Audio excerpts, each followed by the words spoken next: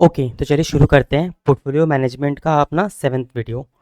ठीक है, आज का हमारा जो वीडियो है, इसमें अपना शार्प इंडेक्स मॉडल हम खत्म कर देंगे, सिर्फ एक कैरेक्टरिस्टिक्स लाइन बचेगा, वो अपन नेक्स्ट वीडियो में कवर कर लेंगे। तो चलिए सीधा क्वेश्चन में टाइप करते हैं।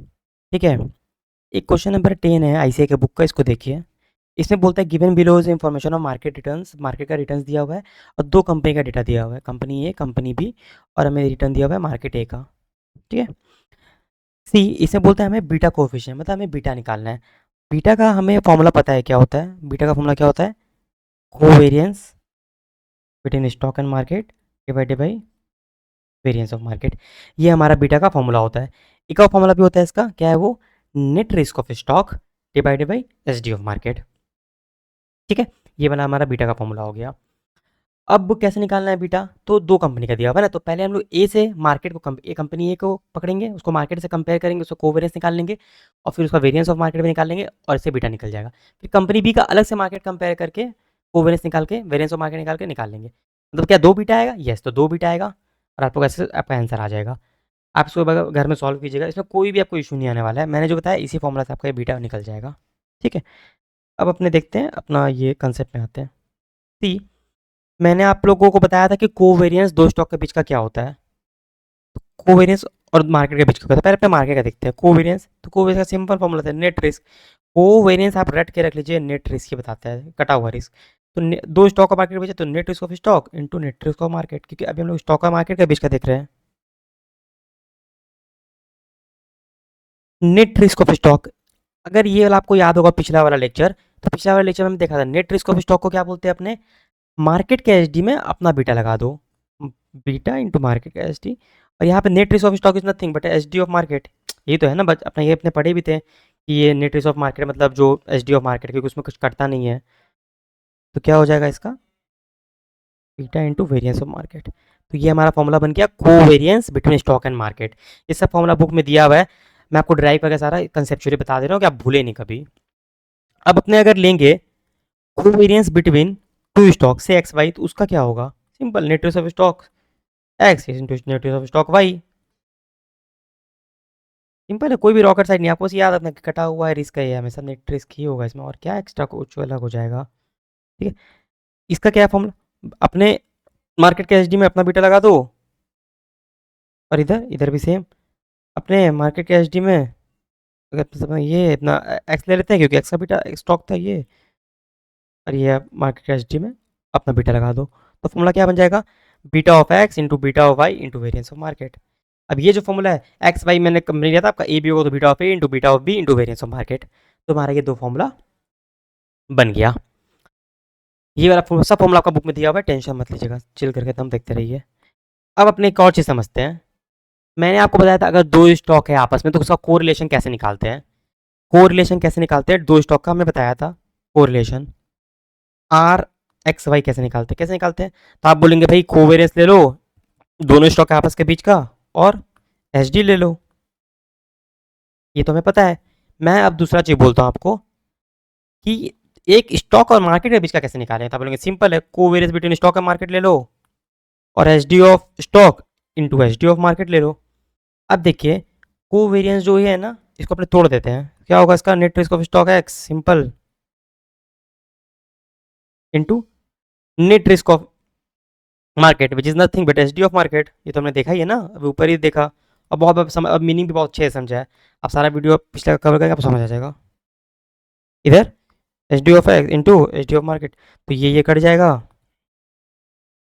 यहाँ पर अपना आर एक्स हम, ठीक है, इसको इधर लेके चलेंगे तो अपना एक और फॉर्मूला बन गया नेट रिस्क का, लो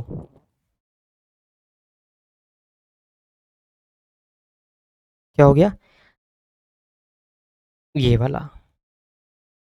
तो देखिए नेट रिस्क का एक फॉर्मूला हमें पता था कि मार्केट के एचडी में अपना बीटा जोड़ दो।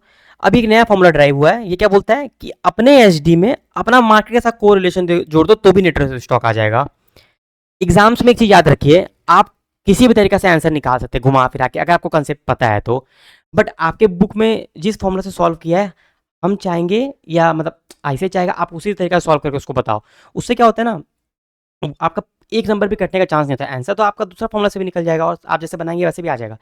बट एक प्रोसेस में सॉल्व करेंगे ना, तो आप बहुत अच्छा स्कोर मीन्स बिना कोई 100 पे भी 100 स्कोर कर सकते हैं, कोई उसमें डाउट नहीं है। तो अपना एक ये आ गया। तो अपने क्या बोल सकते हैं कि नेट रिस्क ऑफ स्टॉक का 2 फॉर्मूला बनता है। नेट रिस्क ऑफ स्टॉक का 2 फॉर्मूला बन जाता है, ठीक है। एक फॉर्मूला क्या बोलता है, ये बोलता है मार्केट के एचडी में अपना बीटा लगा दो। दूसरा क्या बोलता है, अपने ही एचडी में अपना मार्केट के साथ कोरिलेशन लगा दो, ठीक है। अगर इसको अपने ये करेंगे, क्या बोलते हैं, सॉल्व करेंगे, तो अपना क्या बन के आएगा,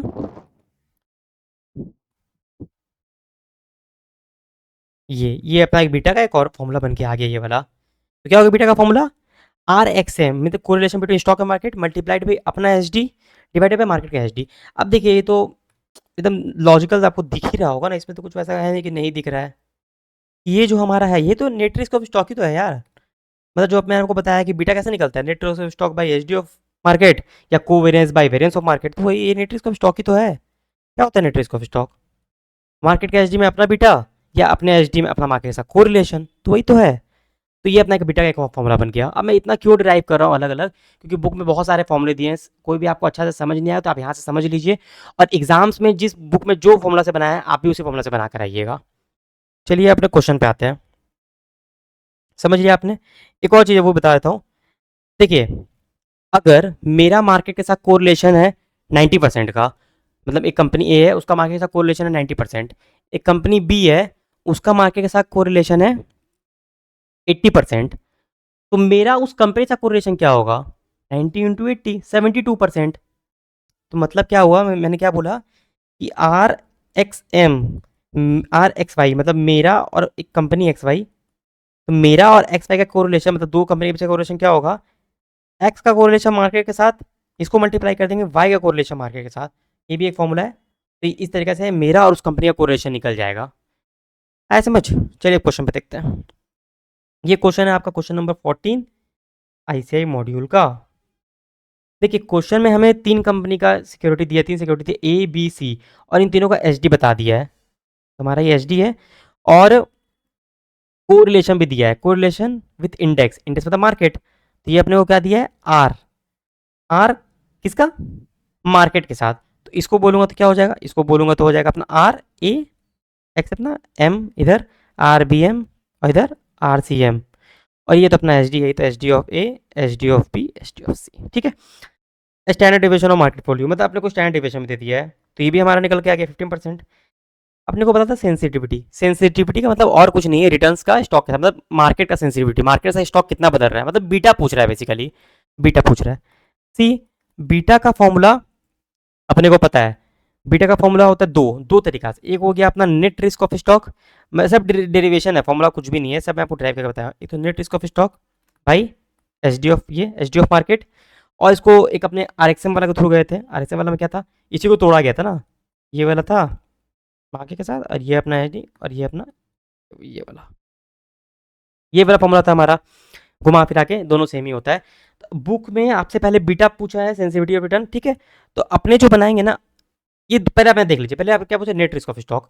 नेट रिस्क ऑफ स्टॉक कैसे निकलता है, मार्केट के एचडी में अपना बीटा लगा दो, या अपने एचडी में अपना मार्केट से कोरिलेशन, अपना एचडी दिया हुआ है, देखिए ये रहा अपने एचडी में, अपने एचडी में, ये अपने एचडी में अपना मार्केट से कोरिलेशन लगा दो, मतलब ये वाला 20 को मल्टीप्लाई कर देंगे इससे इससे इससे, तो हमारा क्या आ जाएगा, ये नेट रिस्क ऑफ स्टॉक, समझे ना।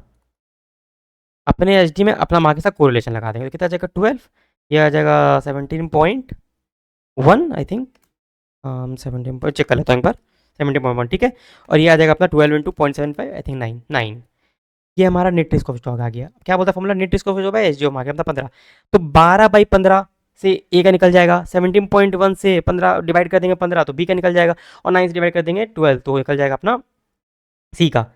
अपना ये जो ये फॉर्मूला इसको बना रहा है, ये लोग क्या किएगा, इसी फॉर्मूला में ड्राइव कर दिया, मतलब नेट रिस्क को अलग करके नहीं निकाला, नेट रिस्क निकाला नहीं, आप वैसे भी कर सकते हैं, नेट रिस्क और स्टॉक निकालिए अलग अलग अलग, फिर से आपको डिवाइड करते जाइए, या इसी फॉर्मूला में पुट कर दीजिए डायरेक्ट। अब उसमें डायरेक्ट हो जाएगा 20 इंटू 0.60, यहाँ पे अपन डायरेक्ट कैसे बनाएंगे 20, आर एक्स एम कितना है 0.6, एच डी स्टॉक 20, और यहाँ मेरे से मार्केट 15, अभी तो आंसर सेम ही आएगा हर केस में।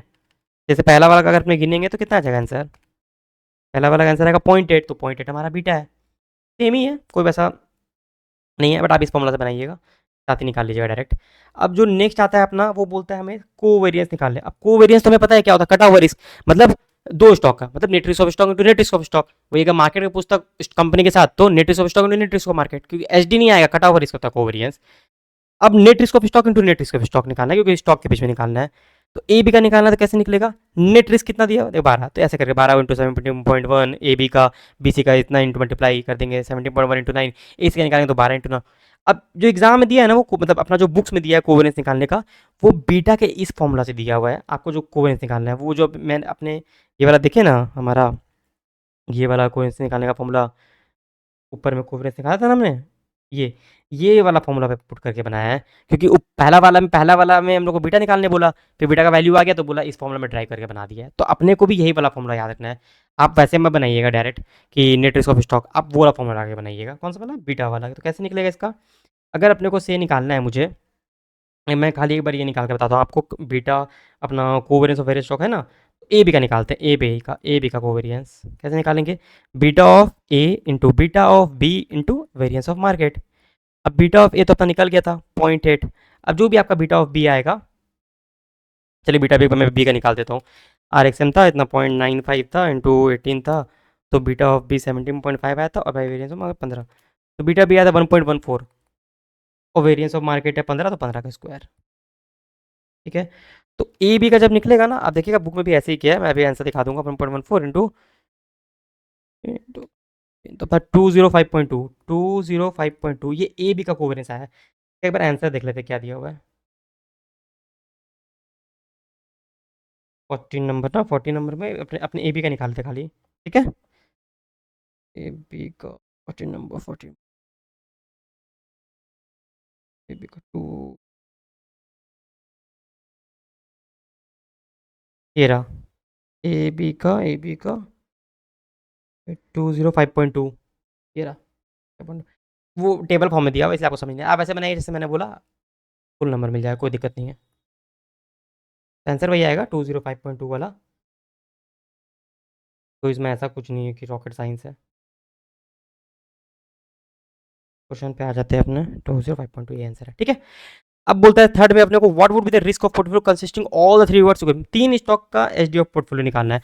हमने ये देखा है पहले वीडियो में कि तीन स्टॉक कैसे निकालते हैं एचडी ऑफ पोर्टफोलियो, कैसे निकालते हैं, A plus B plus C का फॉर्मूला कैसे, weight square into variance plus weight square into variance plus weight square into plus 2 into weight into covariance A B plus 2 into weight plus into covariance B C. ऐसे करके आप सारा का risk of portfolio निकाल लीजिएगा। अगर इसको root नहीं करेंगे तो वेरियंस फॉर्म में रिस्क आएगा, अगर रूट कर देंगे तो एचडी के फॉर्म में रिस्क आएगा।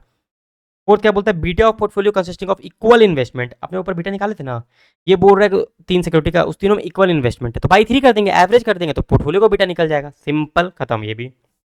नेक्स्ट आते हैं, what is the total systematic and systematic risk in fourth वाला केस में, अगर बीटा इक्वल है तो क्या सिस्टमैटिक रिस्क है, ये वाला छोड़ दीजिए, मैं कैरेक्टरिस्टिक्स लाइन बता दूंगा आप लोग, उसके बाद ये वाला सॉल्व कर लेंगे अपने। ठीक है, तो आगे समझ एकदम सिंपल सॉर्टेड। चलिए अब अपना मूव करते हैं हम लोग वापस से कंसेप्ट पे। हमने बहुत कुछ पढ़ लिया, अगर मैं बस एक बार थोड़ा सा उसको ना एक बार वो कर देता हूँ, क्या बोलते हैं उसको, समराइज कर देता हूँ 30-40 सेकंड में, फिर एक ये सम देखेंगे। ठीक है, फिर वाइंड अप करेंगे और नेक्स्ट अपने लेक्चर में कैरेक्टरिस्टिक्स लाइन पे चालू करेंगे, फिर खत्म हो जाएगा, फिर कैपिटल एसिड प्राइसिंग मॉडल चालू करेंगे। देखिए हम लोगों ने क्या पढ़ा, बीटा क्या होता है, बीटा का बहुत सारा 2-3 फॉर्मूला है। एक तो बोलता है ऊपर में change in stock return divided by change in market return, ये बीटा का फॉर्मूला है। दूसरा बोलता है net risk of stock divided by HD of market, तो भी बीटा निकलेगा। एक और है, वो बोलता है covariance between stock and market divided by variance of market, तो बीटा आ जाएगा। ठीक है, ये सबसे हमारा बीटा निकलेगा।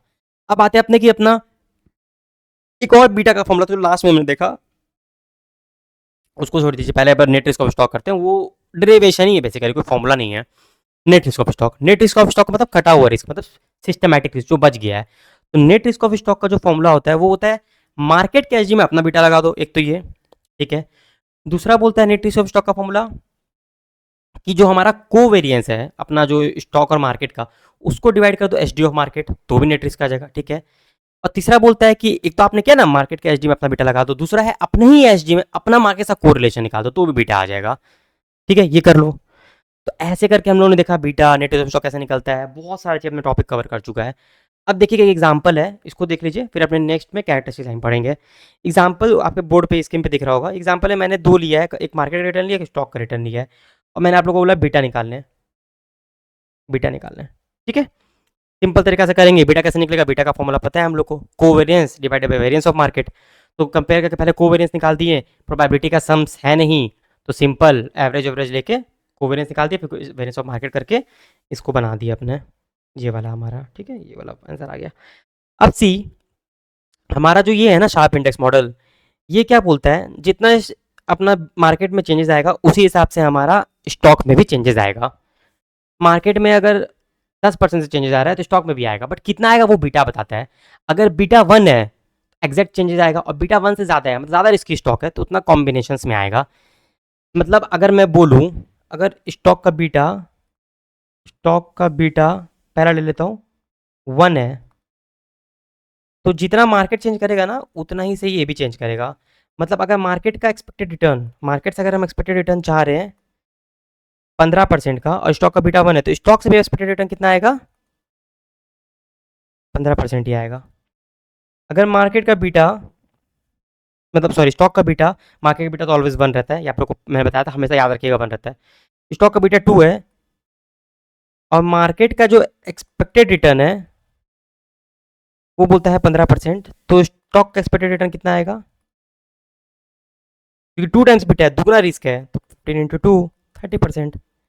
अब एक चीज़ समझिए, एक फॉर्मूला होता है हमारा आर ई निकालने, का क्या फॉर्मूला है, risk free rate plus R M minus R F, जो रिस्क प्रीमियम होता है। इसमें एक वीडियो शॉर्ट्स पे यूट्यूब चैनल पे मेरा, वो देख लीजिएगा, समझ आ जाएगा।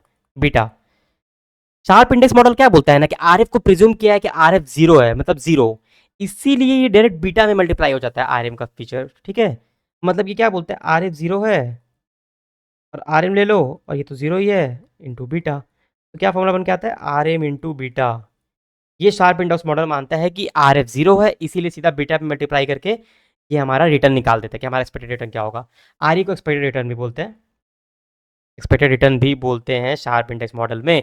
मगर कैपिटल एसेट जो हमारा वो था मॉडर्न पोर्टफोलियो थ्योरी, उसमें ये नहीं आता था एक्सपेक्टेड रिटर्न, उसमें जो एवरेज आता था उसी को एक्सपेक्टेड रिटर्न बोलते थे, पर शार्प इंडेक्स मॉडल में इसको बोलते हैं। तो आप लोग का ये सवाल होगा कि जैसे जब इसको एक्सपेक्टेड रिटर्न बोल रहे हैं, तो जो ऊपर आपने सम बताया, ये वाला जो मतलब लास्ट में सम बताया, इसमें ये जो आया फिर कैपिटल मार्केट अपना, ये सॉरी मॉडर्न पोर्टफोलियो थ्योरी में तो इसको अपने बोलते एक्सपेक्टेड रिटर्न। अभी शार्प इंडेक्स मॉडल का जब बीटा निकाल रहे हैं, तो अभी इसको क्या बोलेंगे, शार्प इंडेक्स मॉडल में इसको अपने बोल देंगे एवरेज रिटर्न। ठीक है, सी ये सब जो टर्म्स है ना, ये अब धीरे धीरे सारा पूरा कवर हो जाएगा अपना पोर्टफोलियो भी, और भी आप अदर टॉपिक्स पढ़ेंगे तो उसमें क्लियर हो जाएगा। ऐसा आपको रटना कुछ नहीं पड़ेगा, आपको समझ आ जाएगा कि सब लोग अलग अलग एक टर्म दे के रखे हैं, सबका सब जितने भी विलियम शार्प ने अलग कुछ बोला है, या हेनरी मार्कोविट्ज ने अलग कोई टर्म बोलते हैं, सब टर्म्स है बट मीनिंग सबका एक ही तरफ जाता है, risk and return, this is the ultimate. तो हमारा ये वाला टॉपिक भी कवर्ड हो गया। तो हम लोग ने ऑलमोस्ट बहुत चीज कवर कर लिया, हमने रिस्क पढ़ लिया, रिटर्न पढ़ लिया, कैसे कैसे ये निकालते हैं पोर्टफोलियो, कंबाइंड रिस्क निकालते हैं, मिनिमम रिस्क पोर्टफोलियो कैसे निकालते हैं, उसका वेट कैसे निकालते हैं, कंस्ट्रक्ट कैसे करते हैं, फिर बीटा कैसे निकालते हैं, कोवेरियंस कैसे निकालते हैं, नेट रिस्क ऑफ स्टॉक क्या होता है, फिर अपना एक क्वेश्चन भी बहुत सारा देखा, बुक के भी क्वेश्चन अपने 7 क्वेश्चन सॉल्व किए हैं। ये सारा हमारा कवर्ड हो गया। अब खाली एक टॉपिक बचा है शार्प इंडेक्स मॉडल में, कैरेक्टरिस्टिक्स लाइन, ये ओवर होगा, उसके बाद अपने कैपिटल ऐसे प्राइसिंग मॉडल में मूव करेंगे। ठीक है, हमारा अब कुछ भी नहीं बचा है। और हाँ, एक 40 नंबर का लास्ट का मैंने एक पार्ट छोड़ा है, वो सिस्टमैटिक रिस्क, वो भी मैं बता दूंगा उसका आंसर, कोई दिक्कत नहीं है। ठीक है, तो चलिए इस वीडियो को यहीं पे वाइंड अप करते हैं, और नेक्स्ट वीडियो में अपने कैरेक्टरिस्टिक टाइम पढ़ेंगे और आगे का देखेंगे क्या क्या अपना टॉपिक्स है। ओके, मिलते हैं तब तक के लिए, थैंक यू।